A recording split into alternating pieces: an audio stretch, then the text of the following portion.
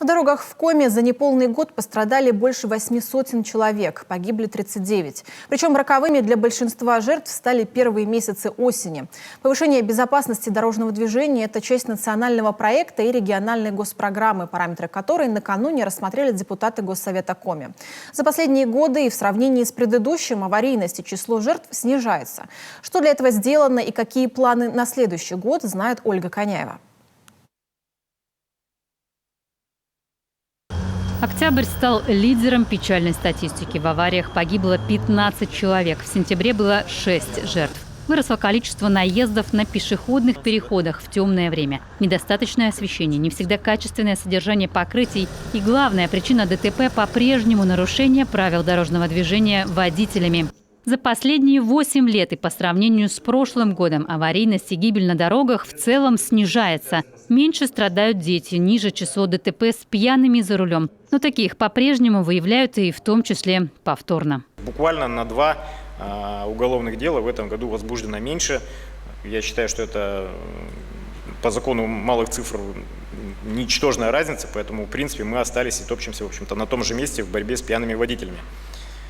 Для понимания масштаба проблемы ежедневно на дорогах республики выявляется более 11 пьяных водителей и возбуждается минимум, вдумайтесь, 1 уголовное дело за повторное пьянство за рулем ежедневно. За неполный 21-й сумма выписанных штрафов 240 миллионов. Это больше, чем за весь прошлый год. В том числе благодаря и увеличению стационарных рубежей контроля. Теперь их 108 в 12 муниципалитетах Коми. Республика в числе лидеров по внедрению системы «Безопасный город». 370 тысяч нарушений в автоматическом режиме. Стоит закупать и передвижные комплексы, отметили на встрече. Сейчас они есть только в Сыктывкаре, Ухте, Сосногорске, Прилукском районе. Они, наверное, на сегодняшний день более эффективны, когда нужно решать мгновенные вопросы.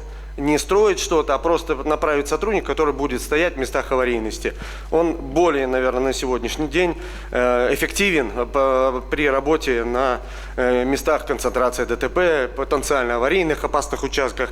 В регионе 10 основных мест концентрации аварий. Половина в столице Коми. Где-то достаточно изменить режим работы светофора, добавить освещение на пешеходном переходе. Одно из эффективных решений – кнопочные светофоры внедряются в Коми с прошлого года. Так и пропускная способность не страдает, и жизнь пешеходов вне опасности. А цена сопоставима установке 2 лежачих полицейских. Такие светофоры появятся у новой школы в столице Коми и у жилого комплекса «Атлантида». С учетом, так сказать, продвижения техники вперед, стоимость этого светофора, она снижается. Там, по-моему, закупочная цена, если не соврать, в районе 50 тысяч сам светофор стоит. Сам вот это само устройство.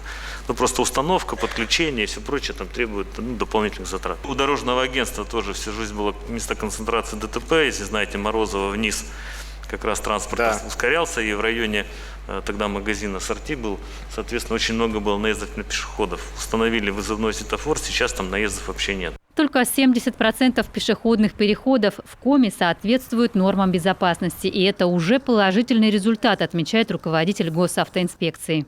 В первую очередь порядок наводят на подходах к образовательным учреждениям. План на 2 года – обустроить более 6 десятков переходов. Еще одно направление программы – профилактика детского травматизма. Лаборатория безопасности как работает, так и работает. Там 2 человека выделенных, которые ездят по районам и проводят профилактические мероприятия. Плюс к этому из тех мероприятий, которые возложены на центры профилактики, это обучение педагогов. У нас эта функция заложена в Коми региональном институте развития образования. И практически в каждом модуле подготовки педагогов используется модуль повышения квалификации именно по профилактике дорожного транспорта. Кроме того, на базе специальной коррекционной школы номер 3 в Эжи у нас создан стационарный автогородок, на котором мы также проводим практические мероприятия.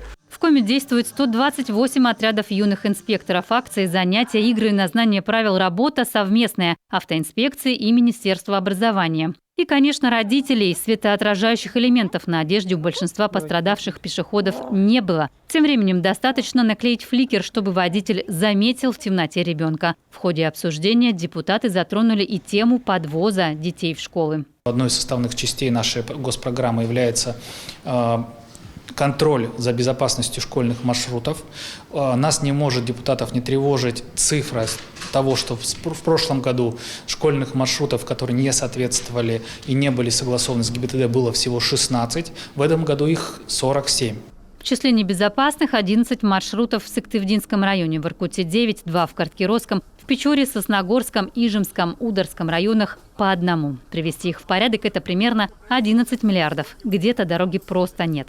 Эдуард Слабиков предложил, как выход из ситуации, направлять субсидии муниципалитетам на ремонт школьных маршрутов, а депутатам учесть эти расходы при принятии бюджета. Ольга Коняева, Дмитрий Булаев, телеканал Юрган.